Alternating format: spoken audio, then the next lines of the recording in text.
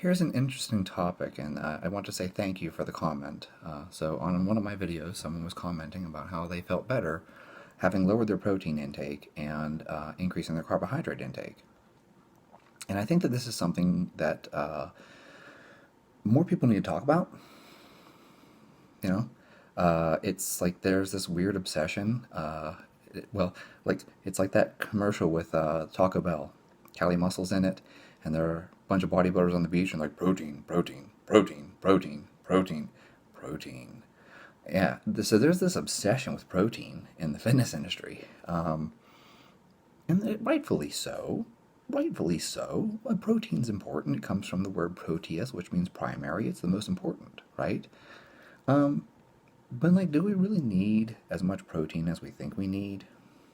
How much? Is there such thing as too much?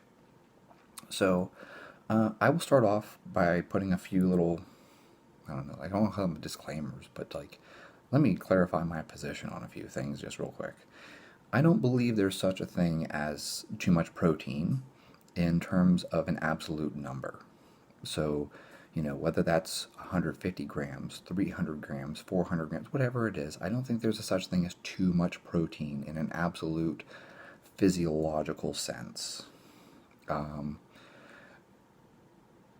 Your body's pretty good at getting rid of it.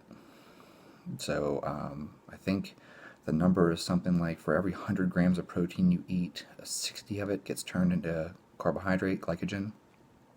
All right, that's one way of your body getting rid of it and transferring it into some other substrate.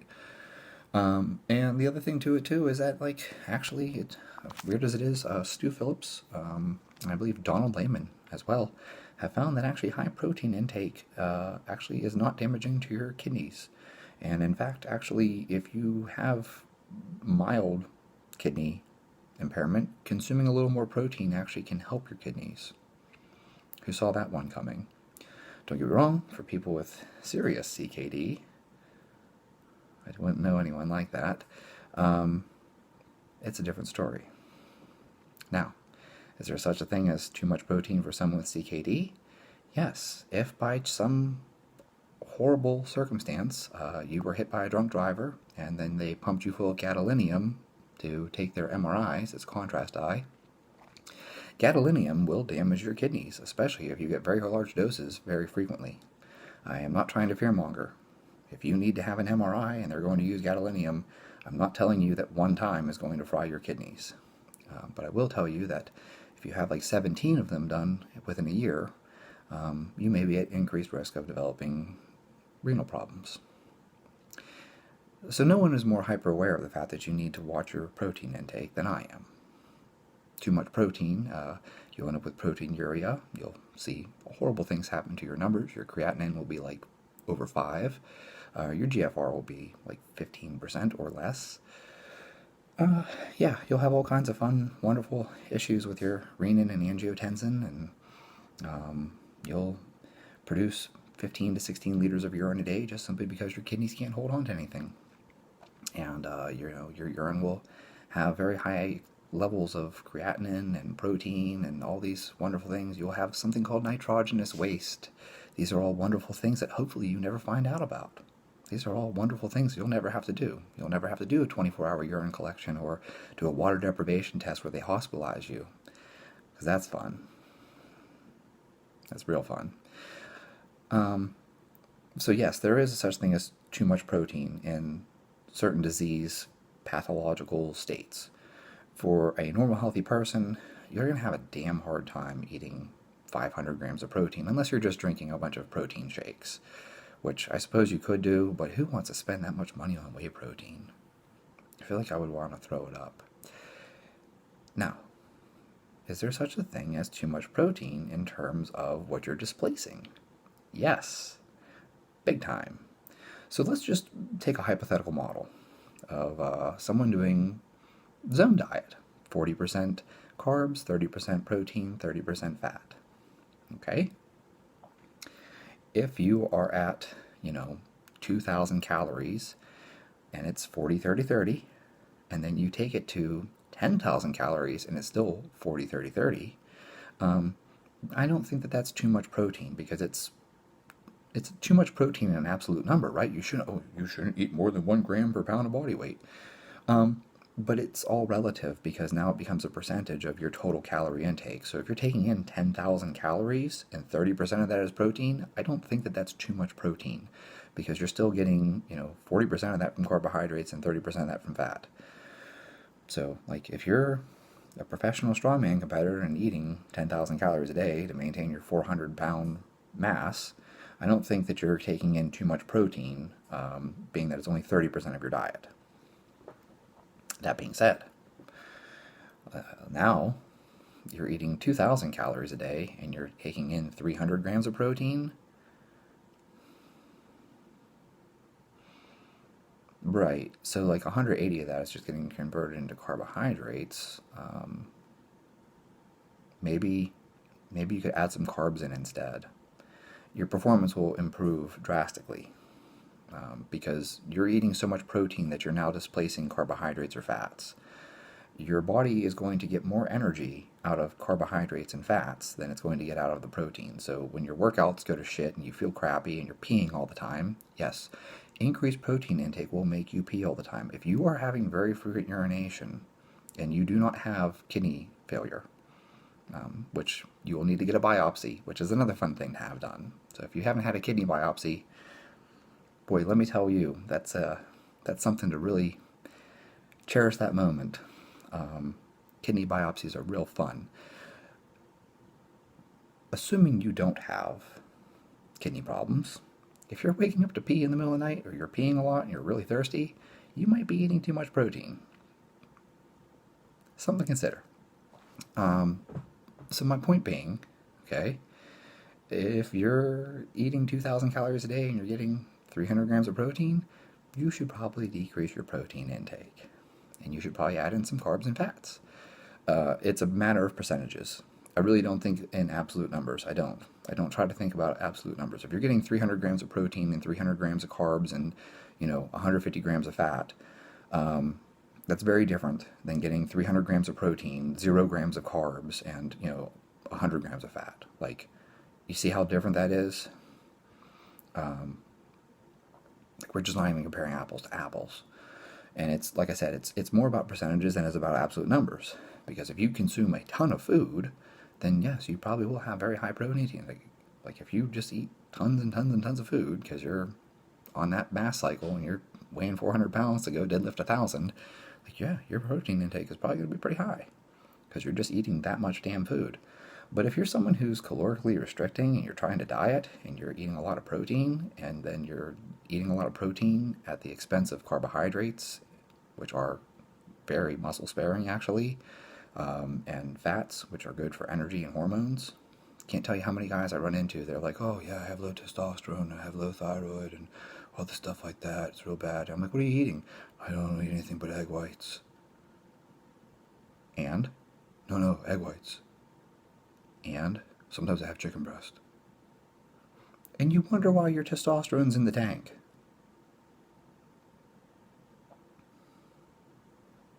What do I know? Don't take my word for it. Go read the research. If you flatten your fat intake, then yeah, you're not going to have very good hormones. And same thing actually is true for carbohydrates. Carbs actually do have a lot of benefit for your thyroid function. Strange, right?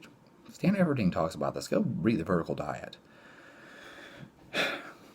So, why is it then that some people feel even better whenever they lower their protein intake below the 1 gram per pound of body weight thing? And that doesn't surprise me either. And it's because of the fact that carbohydrates are awesome for performance. Carbohydrates, you release insulin. Insulin is awesome. Insulin actually helps you shuttle more protein into the muscle even. Like if you have a good hard workout and you're consuming protein and carbs post-workout, that insulin has a synergistic effect. It will help you get more amino acids into the muscle. That's why bodybuilders inject insulin. You can just eat some damn carbs. Another thing to it is that also, like I said, carbs are muscle sparing. You'll have less muscle breakdown if you get more carbs in. Insulin is muscle sparing. You will have less muscle breakdown if you get your insulin level up. So, like, do you really need 1 gram per pound of body weight? Probably not. A lot of people don't need that much protein, especially if they're eating adequate amount of carbohydrate, which is muscle sparing, and also increases insulin and IGF-1 and all these other things that go along with it. So you can get away with eating less protein and feel better, perform better, maybe even look better because you're performing so much better. You're getting harder workouts, you're getting more intense workouts, you're getting better training, you have more energy to train hard. Yeah, by increasing your carbohydrate intake.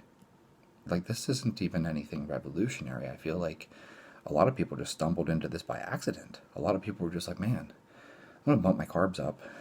And it's like, wow, I feel great. And yes, you do. Like, carbs are really effective. And in fact, I would argue to you that, people will tell you, well, there's no need for carbohydrates. There isn't a minimum number of carbohydrates that you need. And it's like, fair. Fair. Like, I'm not going to disagree with that. But, like, there also isn't a minimum number of grams of beta alanine or creatine that you need to take, and it still enhances performance, right? So carbohydrates, if we want to get silly about it, carbohydrates are a performance-enhancing drug. Dun dun dun. I know, the keto people just shit themselves, but I love you guys anyways. I'm not saying that you need to have carbs, because you don't need. That's an important word here. Need. You don't need to have carbs, but yeah, like, carbs are definitely performance enhancing. The more carbohydrate you have on board, the more power output you can get. Just look at Wingate testing. I did a ketogenic diet when I was cutting weight for weightlifting. It has zero impact on my strength. I can still snatch and clean. This is way back. This is before my car accident. But I could still snatch and clean, no problem. Then I did a Wingate test, and I had the worst score out of anyone in the whole fucking lab. I thought I was going to die. And then my legs all spasmed up afterwards. I felt terrible. So yeah, you're not going to do high glycolytic work on a low-carb diet or a keto diet. But it didn't impact my strength at all. Like, how much glycogen do you need to do a 1 rep? You don't. So, you may find, though, that you feel better and perform better eating less protein. And the other problem to protein is that it's very satiating. So, if you weigh 200 pounds and you're trying to eat 200 grams a day, it might be blunting your hunger. And if it's blunting your hunger, you're going to have a hard time getting enough calories down just total. Protein is very filling. It's like one of the highest satiety indexes.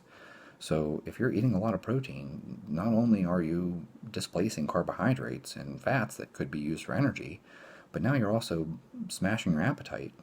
And so now you're not as hungry. And that's going to cause you to undereat just in the terms of total caloric intake. And that may backfire on you, especially if you're chasing things like performance. You want to gain muscle, you got to eat. You got to eat a lot. And I'm not talking about dirty bulking. I'm talking about people eating oatmeal and eggs for breakfast and chicken and rice for their other meals. Like, that's bulking. That's still, like, that's hard to eat enough. It's not easy.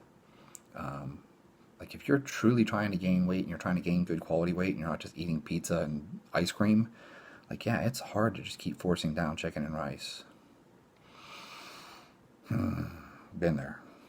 So, it's much easier to eat more if you cut your protein intake down a little bit, which will let you get better carbohydrate intake, which will then transfer into you feeling better, having more energy to perform. And if you can train better, anything that makes you train better will improve your muscle growth and all those other things like that. Like John Meadows said it best, never do anything that impairs your ability to train. Agreed. Because training retains muscle too. Like, yep, you lift weights, you do resistance training, yep, your body will hold on to muscle. And the carbohydrates will help you hold on to muscle. So that makes perfect sense. And I feel like more people need to talk about this, because I've had so many athletes at this point tell me that they have a hard time eating enough protein. And I'm like, well, how much are you trying to eat? And they're like, I'm trying to eat 1 gram per pound of body weight. And I'm like, well, have you tried, like, just knock it down even by like 20, 30 grams? Like, it's not going to make a huge difference. And they're like, yeah, I guess it could. I'll try it for a little bit. They come back to me and they're like, dude, this is amazing. I was trying to eat 220 grams a day, every day, and now I just eat 200 and I feel great. like eating less protein, I feel better, and because I can have more carbs, and I feel better, and I have more energy, and I don't wake up to pee in the middle of the night. And I'm like, yeah, okay. I don't do nutrition. I don't. I don't do meal plans. I don't write macros for people. Sometimes I just give people a little bit of feedback, like, yeah, maybe just try changing it for a little bit. Bump your fat intake up a little bit. See how you feel. Like, that's all the more advice I give people. I don't tell people, oh, change your macros to this or change your macros to that or whatever. I don't do that. I don't write meal plans. I don't do any of that kind of shit. I just say to people, why don't you try bumping it down for a couple weeks? Like, what's the worst that can happen? Nothing. Because if it doesn't work and you feel shitty and you're not recovering, then you just put the protein back in. Like, it's really that simple. You guys should be really open-minded about experimenting with things. Do you do the same workout every single day? The exact same workout every day? No? Oh. Well, why would you eat the exact same thing every single day? Do you ever change programs? Have you been doing the same program for the last 10 years? No? Then why would you think that you would follow the exact same diet for 10 years? You know what I mean? Like, it's kind of like you should be open-minded enough to try other things. Like, yeah, do Smolov for a little bit. Try Chico for a little bit. Try Cube for a little bit. Try Wendler 531 for a little bit. Same thing with diets. Like, shift it around, change them, see what feels good. Never be afraid to try something. You never know what you'll stumble into. So, anyways, that's the long and skinny on this. Basically, what I'm telling you is, yeah, maybe you don't need to get this whole gram per pound of body weight thing, because you can lower your protein intake, increase your carb intake, and that will have the same muscle sparing effect. Because after all, as we just said, like, every 100 grams of protein, 60 of them gets converted into glycogen, carbohydrate, glucose, etc. through gluconeogenesis anyways. So maybe bump your protein intake down a little bit and increase your carbs a little bit, and suddenly you got this muscle sparing effect, plus you have more energy to train. More energy to train? Why the hell are you taking caffeine and pre-workout? Because you want more energy to train. Oh, well, what if you just ate some more carbs and got some sleep? Oh, revolutionary idea there. You mean instead of me just hammering a bunch of stimulants, I should just eat some food that gives me energy? Maybe. Maybe. Radical concept. Like I said, is there such thing as too much protein intake? From a physiological standpoint, I'm not telling you that eating too much protein is going to cause you to die. You're not going to, like, this bullshit out there about these people being like, protein will kill you, rabbit starvation. The reason people die of rabbit starvation is because they got parasites. I'm so tired of hearing rabbit starvation. Yeah, rabbit starvation. They died because they got parasites from eating rabbits. Don't eat wild rabbits. Jesus, people. Come on. Like, go read it. Go read what happened to the Arctic explorers. They died because of the parasites. They didn't die from eating too many rabbits. That's not how it works. You can't eat protein in massive quantities of caloric intake and still die of starvation. You died of starvation because of the parasites. It's like people used to swallow tapeworms. That's actually a thing that people did to lose weight. They would get a tapeworm on purpose. I feel like that was something they did in like the 1920s. Anyways. So in terms of an absolute number, but in terms of percentages, yes, there is too much protein, because if you're displacing things that would give you energy, like carbs and fats, then yeah, you're eating too much protein. You need to decrease your protein and increase your other, macronutrients so you have energy. It's actually kind of common sense if you think about it, but I think a lot of PFs have been told so many times that protein, we're all afraid to lower our protein intake, because like, oh my gosh, if I lower my protein intake, I'll lose muscle. No, you won't. Anyway, it's really hard to lose muscle. It's unbelievably hard to lose muscle. You don't need a lot of protein to maintain muscle. So, and especially if you take your meals and split them up. If you have like 30 grams, and 30 grams, that's 90 grams for the whole day, and yet you've stimulated muscle protein synthesis 3 times if you spread it out. Add in one more meal, that's 120 grams. That's 4 times that you've stimulated muscle protein synthesis on just 120 grams a day. Like, you're going to get a lot more bang out of that than if you sat down and ate 300 grams in one meal. It's just the way things work, man. Like, you can only stimulate it so many times, so a refractory period. But we don't need to get into that in this video. Point is, yeah, many people feel better eating a little less protein and bumping their carbs up. And that does not surprise me, and that is something that more people should probably be talking about. So, if you guys like the video, If you guys have opinions, have experience of your own, please comment below. Maybe you feel better with higher fat intake. I feel better with higher fat intake. But then again, maybe it's because I don't train very intensely. I don't do a lot of glycolytic work. So I feel better with a little more fat than the average person. Not like I feel better with a little more fat than what I already normally eat. I already eat more fat than the average person.